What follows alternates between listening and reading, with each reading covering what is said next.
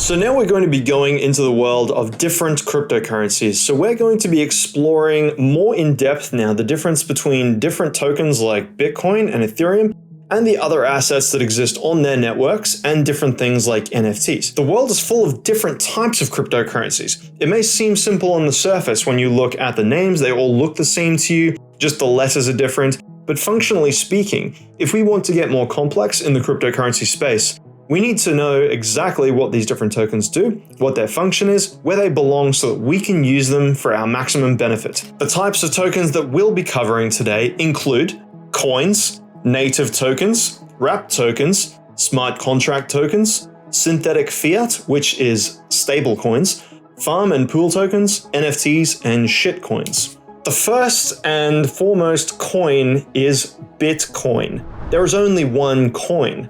Calling any other token a coin is to compare them to Bitcoin, which is fundamentally not an accurate representation, is it? Because we don't have any replacements for Bitcoin. Bitcoin is the one and only original cryptocurrency, and it is the only coin. So trying to call anything else a coin is asinine and inane. Bitcoin is functionally dumb, which means that it takes a very long time for new upgrades to be implemented in the network. This makes Bitcoin extremely slow moving, but it's also part of its appeal. The reason why Bitcoin is so trusted is because nobody can make changes to the network. So you can see here that it's a lot like gold. It has been around for a long time, it's very hard to change, and people trust it. This also means that it cannot do things that other cryptocurrencies can do.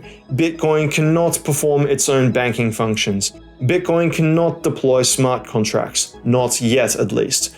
For this reason, Bitcoin exists in its own realm as pristine collateral, and we use other blockchains to achieve other things, like our native tokens. Native tokens are tokens that are native to their existing blockchain. ETH is the native token of the Ethereum network. Sol is the native token to the Solana network.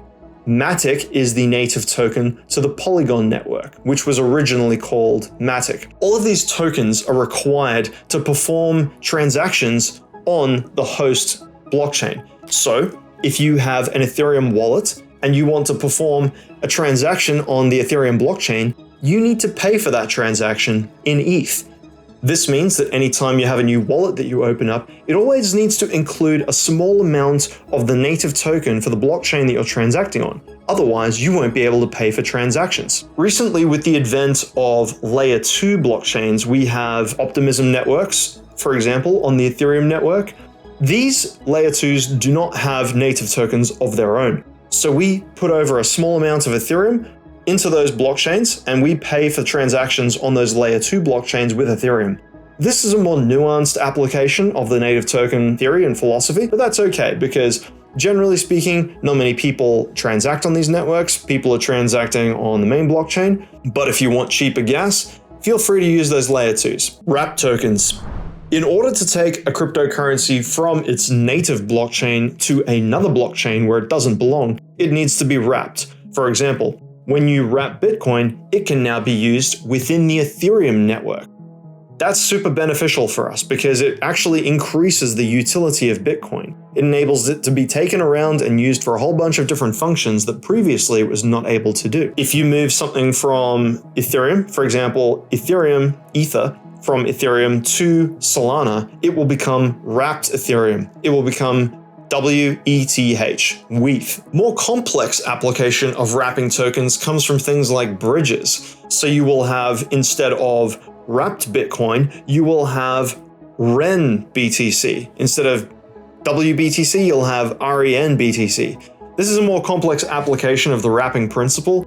Generally speaking, you'll never need to know about this, you'll never need to worry about it, but understanding why the W exists in front of certain cryptocurrencies when you're moving them around between the Bitcoin network to the Ethereum network to the Polygon network and around like this, it helps to understand what wrapping is and that you're transporting tokens to different blockchains where they're not native, and that increases their functionality. Smart contract tokens.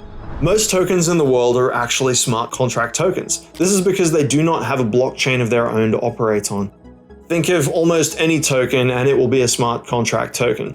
For example, Aave, Sushi, Uniswap, Chainlink, almost any token in the world. is a smart contract token, which means it doesn't have its own blockchain to operate on. Most of them use the ERC20 standard, which means that they were built off the Ethereum network. You can also have smart contract tokens built on, for example, the Binance Smart Chain or the Tron network. Mainly Ethereum is the one that everybody uses. Stablecoins are cryptocurrency assets that are pegged to something. Generally speaking, this is the US dollar. Every stablecoin, which is a synthetic form of dollars, is pegged to the US dollar one for one, like USDT, for example, which is Tether. The safest stablecoins are the ones that are actually backed by verified reserves of dollars. So this would include things like USDC and BUSD. In the middle of the risk spectrum, we also have asset-backed stablecoins such as DAI.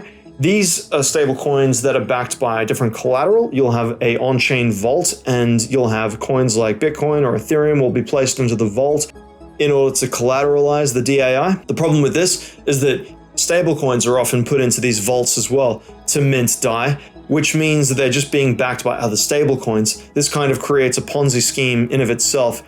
The most dangerous on the risk spectrum are algorithmic stablecoins like ESD and FEI.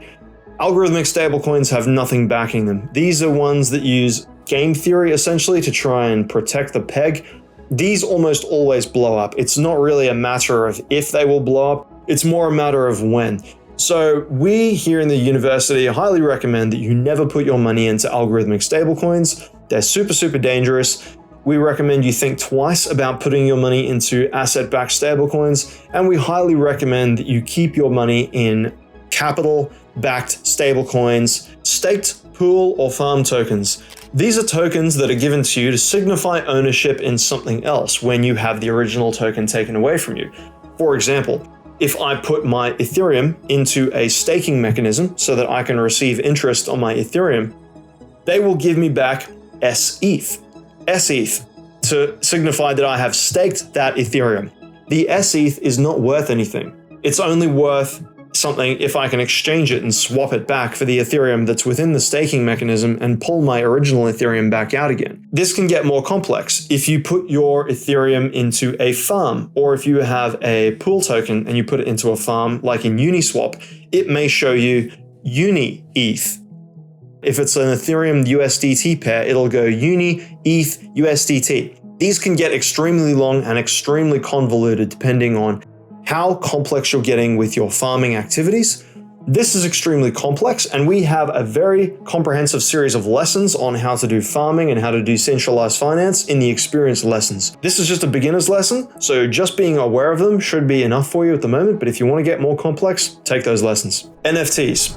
NFTs are all the rage for a lot of people who believe that they can get rich quick by buying and selling different pictures. NFTs are non-fungible tokens, which means that each of them are unique. Non-fungible means they cannot be exchanged for another one. They are special in some way. Now, most of the NFTs that exist now are essentially picture exchange tokens. NFTs can also be like music tokens and things like this.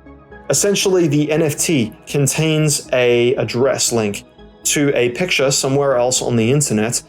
The NFT itself, when you buy the NFT, does not actually contain the image. The image is not protected within that NFT. The only thing that an NFT has a link. The image is kept elsewhere. There is only a very small number of NFTs that exist in the cryptocurrency universe where the picture is actually contained within the token itself. If you do not have one of these NFTs, if you have an NFT where the picture is like a decent resolution above like a few pixels, then in all likelihood, your picture is being kept somewhere else on the internet that's not within that NFT. This means that it can essentially be stolen and replicated and multiplied as many times as other people like. You have ownership over the rights to that NFT, but you do not own the actual photograph. If you're interested in learning how to buy and sell NFTs, how to select high upside projects, how to get into the nuance of how to be a professional NFT trader, we have lessons for that in the experience lessons. So if you're feeling advanced, go ahead and take those lessons. Shitcoins. Shitcoins are like smart contract tokens, except these tokens serve absolutely no purpose whatsoever. You'll often find that shitcoins have their names as the names of animals or as memes, something completely pointless just to capture your attention. The popular one nowadays is Inu. This makes them into more like betting markets. So if Elon Musk comes out tomorrow and has like a chewing gum, for example, he releases a chewing gum, somebody will create a shitcoin called Elon Musk Chewing Gum Inu. And then people will start betting on the rise of that shitcoin. The only people that win from shitcoins are the people that created them. If you're buying and selling shitcoins, you will not make money from them. It's a fact of life that people who buy and sell shitcoins are losers. They're gamblers and they will never make any money in the long run because they're obsessed with trying to get rich quick. This is a faulty mentality because the market does not reward gamblers. The people like myself and the people that I know are systematically creating these tokens to absolutely exploit the underinformed masses, trying to induce them into buying and selling these pieces of shit so that they could profit for themselves. And that's all there is to it. There's no utility to these things. If you buy one of these things, it's likely that you were tricked into buying it through some sort of marketing campaign. They will either target your hype, your greed, or they will target your good nature. Some of them falsely claim to give money to charities. Some of them falsely claim to solve world hunger or something like this. Whatever they are a scam. Often, shitcoins will also take the guise of a legitimate project as well. So you have to be very careful. At the end of the day, unless a crypto is solving a real world problem, it's most likely a shitcoin and it should be avoided. So in summary, it's always useful to remember which tokens belong to which blockchain. So if you have a wallet and you're buying and selling cryptocurrencies, you can have a little bit of that native token on that wallet so that you can pay for transaction fees and things won't become stuck in your wallets. Token codes don't get too complicated unless you're starting to talk about bridges, pooling, staking, and farming. You don't really have to worry about that unless you're getting involved in actual decentralized finance.